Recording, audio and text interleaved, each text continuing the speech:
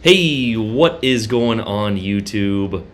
Aaron here. We are back, ladies and gentlemen. And guys, we've got a fun one for you today. We are in the USS Louisiana, the newest legendary hybrid battleship to come to World of Warships Legends. Now, I know what you guys were thinking, and I was thinking the exact same thing. Look how hideous this ship is, this monstrosity of a Frankenship. But after playing her for a few games, I found her to be a lot of fun. The combination of torpedo strikes that you get from the carrier aspect, as well as the 10 406mm guns, combined with a rather agile battleship platform and some decent armor, you have yourself a very unique ship, and when put in the right set of circumstances, she can be truly devastating.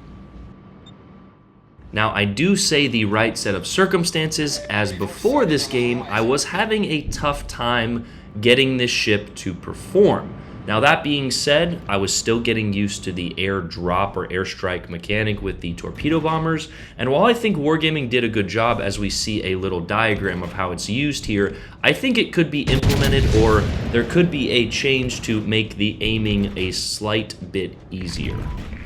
And as you can see there, we actually got a drop off on the Musashi around 15 kilometers away. He does turn out, however, and I will say that is a pro if you are going against these hybrids. Unless you're kind of sitting or camping in the back, these airstrikes are very easy to dodge. Similar to the Dutch cruisers, the D7 Provincian, if you know that it is coming and you're able to easily maneuver, you can dodge these with relative ease. However, if you get these hybrids into a certain position and you're engaging both your guns and your torpedo strikes, that is when these ships become truly deadly. And that is exactly what we're doing in this game right here. I divisioned up with Bravo and Bosnian Lord, having a tough time with these solos, and we actually ran against a few friends here, Too Skilled and Jay with Doe, and I actually get a little bit lucky there on that salvo against the Brisbane, but this situation right here is a perfect example of, kind of getting this Louisiana into a good spot to utilize both the airstrikes and the guns. I will say that the guns are lacking a little bit in terms of overall accuracy.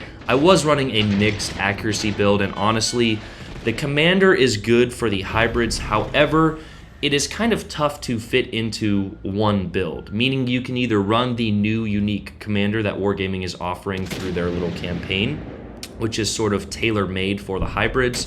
However, many of his traits, and I will throw them up on the screen and of course go over them at the end of the video, are more tailor-made for the airstrikes and of course a little bit of survivability, which I think is good. However, you do lose, like you said, flammable cannoneer and other battleship kind of traits that are more, devoted to accuracy and such. That being said, we ran a majority of our games without an accuracy build, and we did decent in most of them, with this, of course, being the best one. And as most of you should know, I tend to put up my better or best games, as those are more enjoyable to the viewer.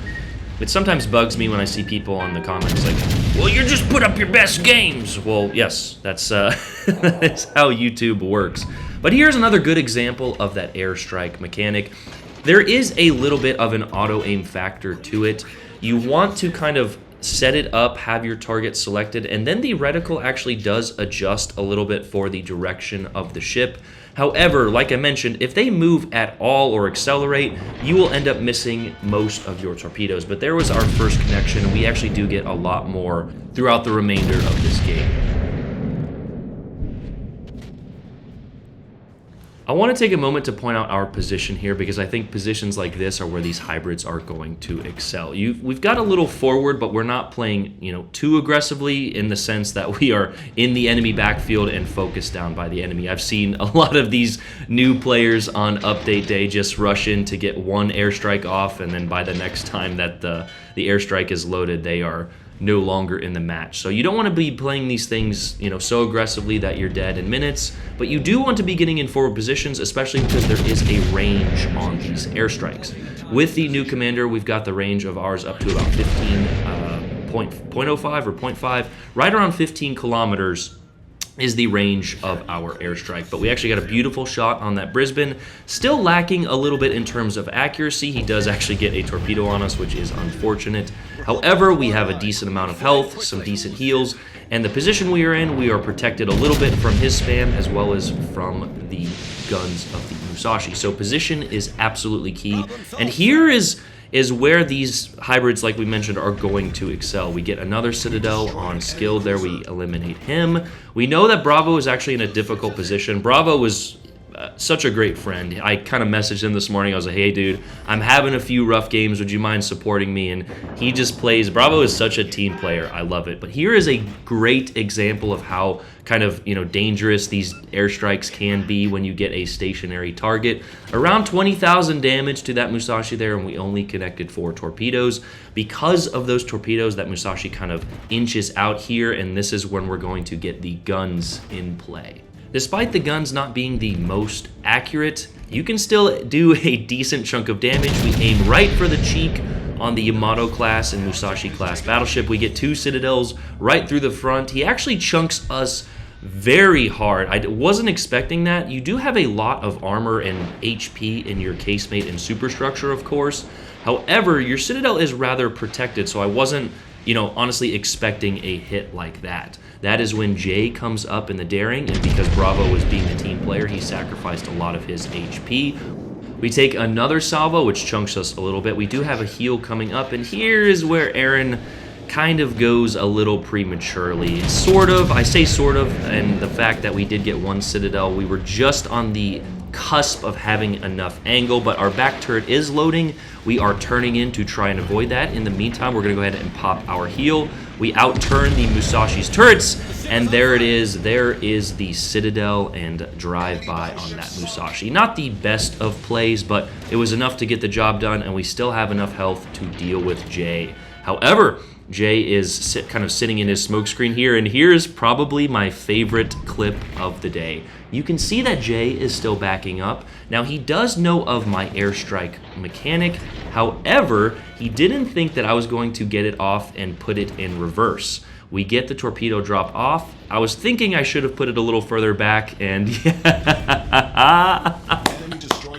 I am so sorry, Jay. All 3 of us in the party were having a great laugh at that. He probably just started to accelerate as his smoke, or the Bravo smoke rather, was kind of dissipating. He was going to play that run and gun type of play style with me, and he probably would have got me, but there is by far my best torpedo drop of the day.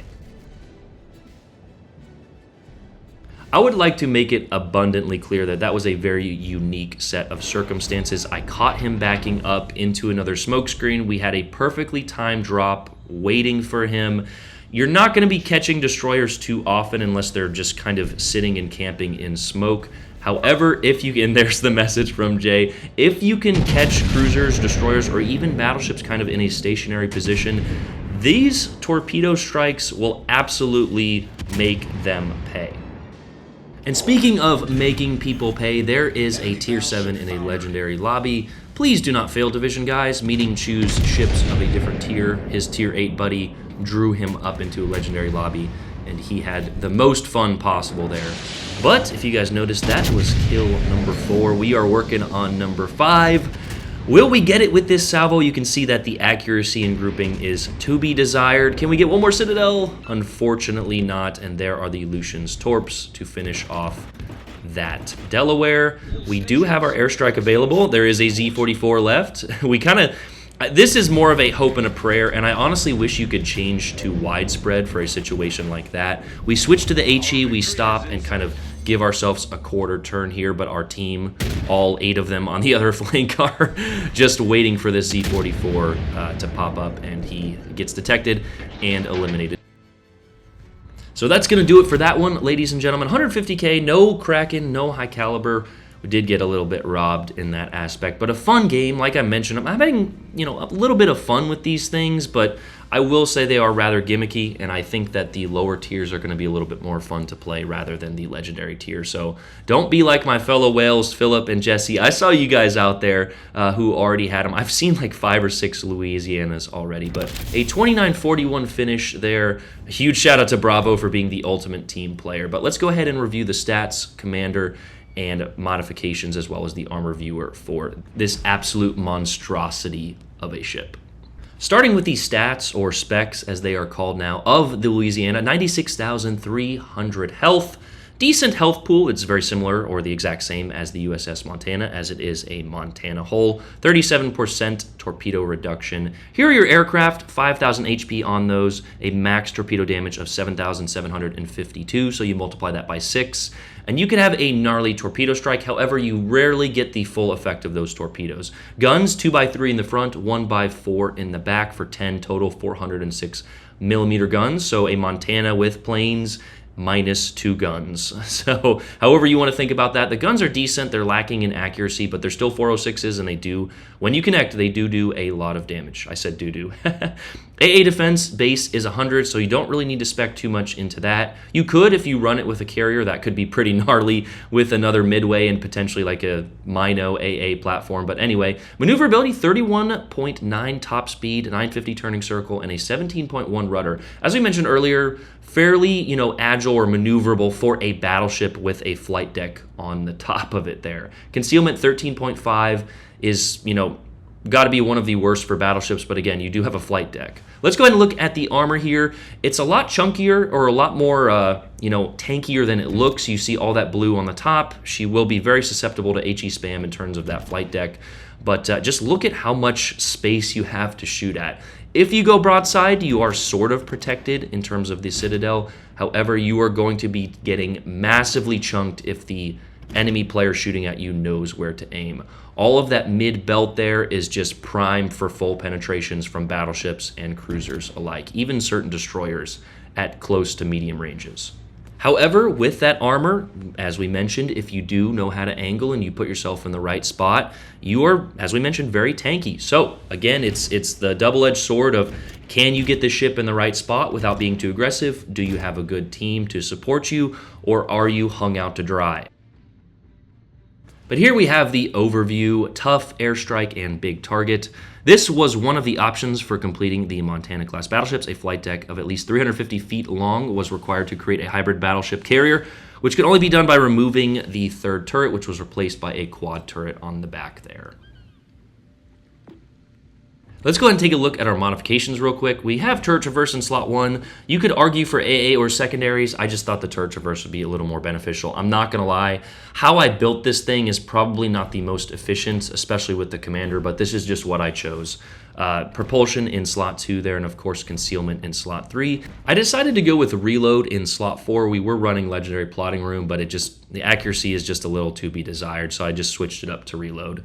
Looking at our new commander to the game, Joseph Reeves, we got him at 14 Legend 2 here with the new base trait of football helmet, damage of bombs and torpedoes launched by aircraft at your ship, also sea detectability and air detectability range. So a little more focused commander with the agile seagull in the first slot there, which does also help your turret traverse. We have bird's eye view, which does give you a little bit longer airstrike and main battery range. We decided to choose firefighter in the third slot there for more defensive purposes, and naval aviator in the fourth slot there, as well as fight fire with fire. Now, as I mentioned earlier, my inspirations were probably not the best. We chose Cunningham and D. Revell here for just a little bit of added, oomph, grouping and reload for the guns. And it seemed to work in this game, but I'm guessing there's got to be some better build. So if you guys have better suggestions for types of builds, go ahead and leave them in the comments below. I just wanted to get a few games before work this morning and get this video out to you guys. But there she is in all her Frankenship glory, the USS Louisiana, the newest legendary battleship. We have 4 now for the Americans to come to the game. I hope you guys enjoyed that. Let me know what you guys think in the comments below. I love you guys. Have a great day. I'm out. Peace.